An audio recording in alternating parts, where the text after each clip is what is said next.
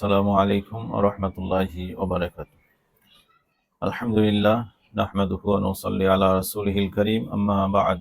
বিশিষ্ট সাহাবী উবাদা বিন সামিত রাদিয়াল্লাহু তাআলা আনহু থেকে বর্ণিত, তিনি বলছেন, রাসূলুল্লাহ সাল্লাল্লাহু আলাইহি ওয়াসাল্লাম বলেছেন, ইন্না আউওয়ালা মা খালাকাল্লাহুল কলম।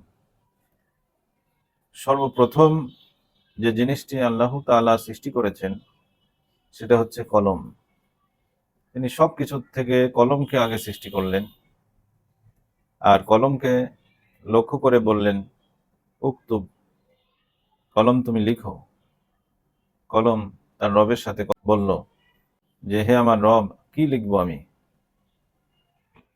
তখন আল্লাহ তাআলা তাকে বললেন যে, তুমি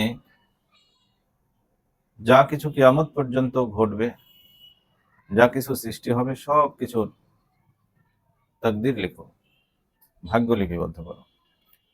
সম্মানিত উপস্থিতি, আমরা এই হাদিসটি থেকে দুটি বিষয় বুঝতে পারছি।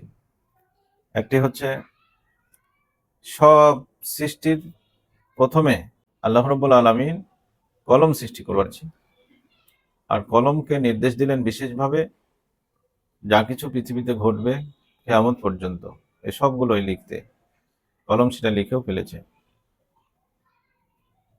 এখান থেকে আমরা জানতে পারলাম যে আমাদের যা কিছু ঘটছে চোখের সামনে, নিজেদের ক্ষেত্রে, অন্যের ক্ষেত্রে, সবকিছুই আল্লাহ রাব্বুল আলামিনের নির্দেশে নির্ধারিত হয়েছে। আমাদেরকে এই বিষয়গুলির প্রতি বিশ্বাস স্থাপন করা, এটাকেই বলা হয়েছে ভাগ্যের প্রতি বিশ্বাস করা। আর ভাগ্যের প্রতি বিশ্বাস ঈমানের একটি অংশ বিশেষ, শর্তসমূহের একটি।